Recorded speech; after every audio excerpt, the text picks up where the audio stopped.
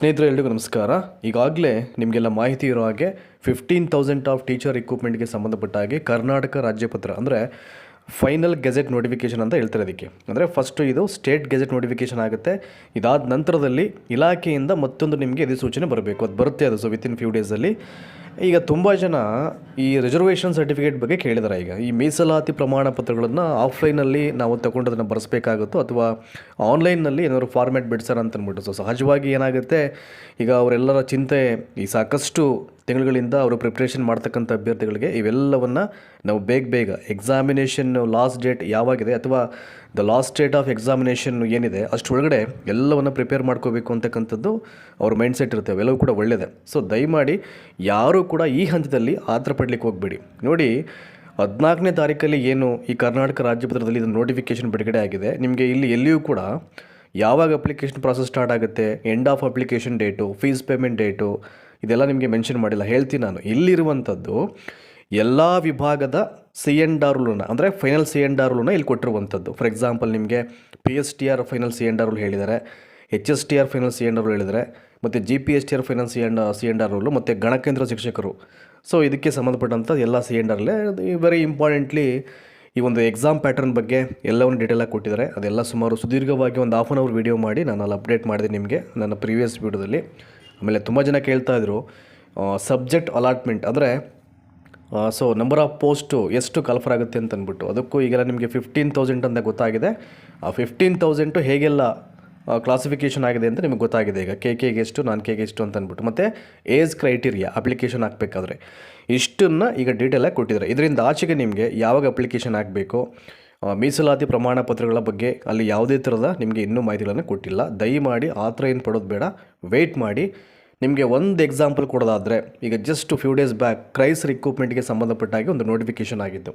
ಅಲ್ಲೇನು ಹೇಳಿದರೆ ಅಲ್ಲಿ, ಸೊ ಯಾವ ಒಂದು ಪ್ರಾಧಿಕಾರ ಕ್ರೈಸ್ ಶಿಕ್ಷಕ ಹುದ್ದೆಗಳನ್ನು ಈಗ ನೇಮಕಾತಿ ಮಾಡ್ತಾ ಇದೆ, ಆ ಒಂದು ಪ್ರಾಧಿಕಾರದವರೇ ಪ್ರತ್ಯೇಕವಾಗಿ ಅಫಿಷಿಯಲ್ ನೋಟಿಫಿಕೇಷನ್ನು ಸಪ್ರೇಟಾಗಿ ಬಿಟ್ಟಿದ್ದರು, ಮತ್ತು ಮೀಸಲಾತಿ ಪ್ರಮಾಣ ಪತ್ರಗಳ PDF ಕಾಪಿಯನ್ನು ವೆಬ್ಸೈಟ್ನಲ್ಲಿ ಸಪ್ರೇಟಾಗಿ ಬಿಟ್ಟಿರ್ತಾರೆ. ಹಾಗಾಗಿ ದಯಮಾಡಿ ನೀವು ಯಾರು ಈಗ ರೆಗ್ಯುಲರ್ ಟೀಚರ್ ರಿಕ್ರೂಟ್ಮೆಂಟ್ ಆಸ್ಪಿರೆಂಟ್ಸ್ ಇದ್ದರೆ, ಈಗ ನೀವು GPT, PSTR, HSTR ಆಸ್ಪಿರೆಂಟ್ಸು ಈ ಮೀಸಲಾತಿ ಪ್ರಮಾಣ ಪತ್ರಗಳು ಅಂತ ಏನಿದೆ ಒಂದಷ್ಟು ವೆಯ್ಟ್ ಮಾಡಲೇಬೇಕು. ಯಾಕೆಂದರೆ ಯಾವ ಥರದ ನಿರ್ಧಾರ ಬೇಡ. ಈಗ ನೀವು ಇನ್ ಕೇಸ್ ಏನಾದರೂ ಅವರು ಡಿಪಾರ್ಟ್ಮೆಂಟ್ ಅವರೇ ಸಪ್ರೇಟಾಗಿ ವೆಬ್ಸೈಟ್ನಲ್ಲಿ ಈಗ ಕ್ರೈಸಲ್ಲಿ ಹೇಗೆ ಬಿಟ್ಟರು ಸಪ್ರೇಟ್ PDF ಮೀಸಲಾತಿ ಪ್ರಮಾಣ ಪತ್ರಗಳನ್ನು, ಅದೇ ಥರ ಇವರು ಬಿಡ್ಬೋದು ಅನಿಸುತ್ತೆ.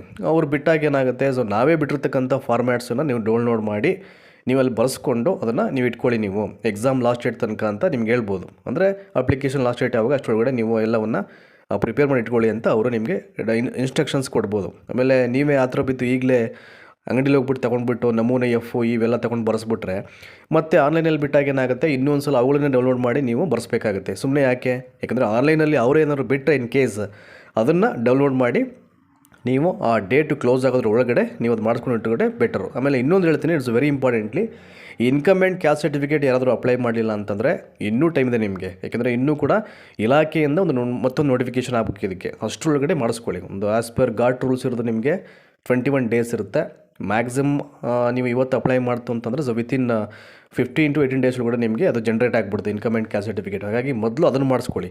ಇನ್ನು ರಿಮೈನಿಂಗ್ ಸರ್ಟಿಫಿಕೇಟ್ ಏನಿದೆ, ಈ ಕನ್ನಡ ಮಾಧ್ಯಮ, ಗ್ರಾಮೀಣ ಅಭ್ಯರ್ಥಿ ಇವೆಲ್ಲವನ್ನು ಬೇಕಾದರೆ ನೀವು ಬೇಗ ಅಂದರೆ ವಿತಿನ್ 1 ವೀಕಲ್ಲಿ ಮಾಡಿಸ್ಬೋದು. ಯಾರು ಕೂಡ ಈಗಲೇ ಆತರ ಪಡಲಿಕ್ಕೆ ಹೋಗಬೇಡಿ. ನಾನು ಸಾರಿ ಹೇಳ್ತಾ ಇದ್ದೀನಿ. ಒಂಚೂರು ಒಂದಷ್ಟು ಅಟ್ಲೀಸ್ಟು ಅದು ಇನ್ನೊಂದು ಇಲಾಖೆ ನೋಟಿಫಿಕೇಷನ್ ಆಗೋ ತನಕ ವೆಯ್ಟ್ ಮಾಡಿ. ಅಲ್ಲಿ ಎಲ್ಲವನ್ನು ಹೇಳ್ತಾರೆ. ಈಗ ಕ್ರೈಸಲ್ಲೂ ಹಾಗೆ ಮಾಡಿದ್ರು ಅವರು. ಅಂದರೆ ಅಫಿಷಿಯಲ್ ನೋಟಿಫಿಕೇಷನ್ ಬಿಟ್ಟಾಗ ಅವರು ಪ್ರಾಧಿಕಾರದಿಂದ, ಎಕ್ಸಾಮಿನೇಷನ್ ಅಥಾರಿಟಿ ಕಡೆಯಿಂದ ನಾವು ಅಲ್ಲಿ ಪ್ರತ್ಯೇಕವಾಗಿ ರಿಸರ್ವೇಷನ್ ಸರ್ಟಿಫಿಕೇಟ್ ಬಗ್ಗೆ ನಾವು ಅದನ್ನು ನಿಮಗೆ ಅಪ್ಡೇಟ್ ಮಾಡ್ತೀವಿ ಅಂತ ಹೇಳಿದ್ರು. ಅವರು ಹೇಳಿ ಒಂದಷ್ಟು ದಿನ ಆದಮೇಲೆ ಅಪ್ಡೇಟ್ ಮಾಡಿದರು. ಈಗಾಗಲೇ ನಿಮಗೆ ಮೊನ್ನೆ ನಾನು ಕೂಡ ಎಲ್ಲ PDF ಕಾಪಿನ ಶೇರ್ ಮಾಡಿದ್ದೀನಿ ವಾಟ್ಸಪ್ ಮತ್ತು ಟೆಲಿಗ್ರಾಮಲ್ಲಿ. ಹಾಗಾಗಿ ಇವರು ಕೂಡ ಬಿಡ್ಬೋದು, ಆಯಿತಾ? ಸೊ ಎಜುಕೇಷನ್ ಡಿಪಾರ್ಟ್ಮೆಂಟಿಂದ. ಹಾಗಾಗಿ ಯಾವುದಕ್ಕೂ ಆ ಥರ ಬೀಳೋದು ಬೇಡ. ಈಗ ಸದ್ಯಕ್ಕೆ ನಿಮ್ಗೆ ಅವಶ್ಯಕತೆ ಇದ್ದರೆ ಇನ್ಕಮ್ ಆ್ಯಂಡ್ ಕ್ಯಾಸ್ಟ್ ಸರ್ಟಿಫಿಕೇಟನ್ನು ಸಾಧ್ಯವಾದಷ್ಟು ಬೇಗ ನೀವು ಮಾಡಿಸ್ಕೊಳ್ಳೋ ಪ್ರಯತ್ನ ಮಾಡಿ. ಸೊ ಎಲ್ಲವೂ ಗೊತ್ತಾಗುತ್ತೆ. ಇನ್ ಕೇಸ್ ಏನಾದರೂ ಅವರು ಆನ್ಲೈನ್ನಲ್ಲಿ ಯಾವುದೇ ರೀತಿಯ ಗ್ರಾಮೀಣ ಅಭ್ಯರ್ಥಿ ಕನ್ನಡ ಮಾಧ್ಯಮ ಬಿಡಲಿಲ್ಲ ಅಂದ ಪಕ್ಷದಲ್ಲಿ ಮಾತ್ರ ಅವಾಗ ಬೇಕಾದರೆ ನೀವು ನಮೂನೆಗಳು ಏನಿದೆ ಅದು ಯಾರ್ಯಾರು ಯಾವ್ಯಾವ ಫಾರ್ಮೆಟ್ಸಲ್ಲಿ ಮಾಡಬೇಕು ಅಂತ ಅಂದ್ಬಿಟ್ಟು ಅವುಗಳನ್ನ ನೀವು ಸ್ಟೋರ್ಸಲ್ಲೇ ಬೈ ಮಾಡಿ ನೀವು ಬರ್ಸ್ಕೊಳ್ತಕ್ಕಂಥ ಪ್ರಯತ್ನ ಮಾಡಿ, ಆಯಿತಾ? ಅಲ್ಲಿವರೆಗೂ ಈಗಲೇ ಆ ಥರ ಬಿದ್ದು ಸುಮ್ಮನೆ ಈಗ ಆದರೂ ಡಿಸಿಷನ್ ಏನು ಮಾಡಲಿಕ್ಕೆ ಹೋಗ್ಬಿಡಿ, ಆಯಿತಾ? ಸೊ ದಯಮಾಡಿ ಒಂದು ಒಳ್ಳೆ ಟೈಮ್ ಟೇಬಲ್ ಹಾಕಿಡಿ. ಯಾವಾಗ ಇದು ನೋಟಿಫಿಕೇಷನ್ ಆಯಿತು ಈಗ ಸ್ಟೇಟ್ ಗೆಜೆಟಲ್ಲಿ, ಪಾಪ ಸಾಕಷ್ಟು ಜನ ಸಾಕಷ್ಟು ಸಂಖ್ಯೆಯಲ್ಲಿ that is mixer of opinion raise ಮಾಡ್ತಾ ಇದ್ದಾರೆ.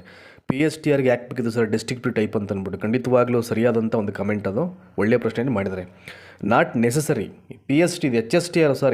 HSTRಗೆ ಅವಶ್ಯಕತೆ ಇರಲಿಲ್ವಲ್ಲ, ಎಲ್ಲವೂ MCQ ಮಾಡಬೇಕಿತ್ತು ಅವರು.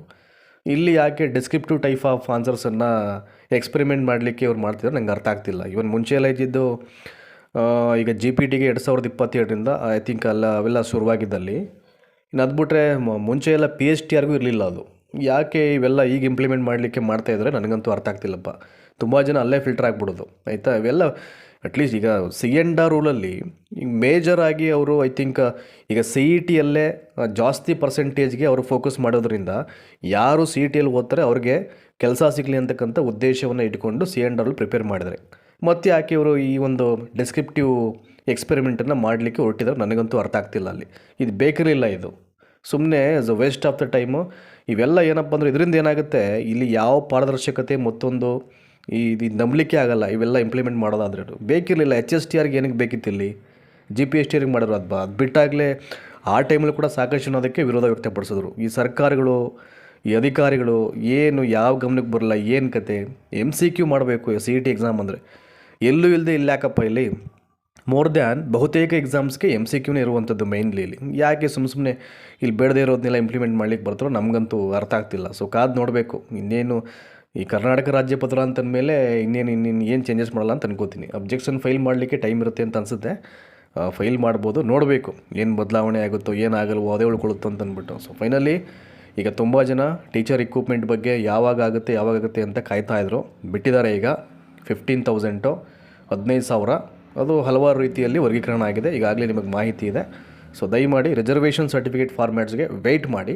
ಈಗಲೇ ಅದ್ರ ಬಗ್ಗೆ ತಲೆ ಕೆಡಿಸ್ಕೊಳ್ಳೋ ಅವಶ್ಯಕತೆ ಇಲ್ಲ.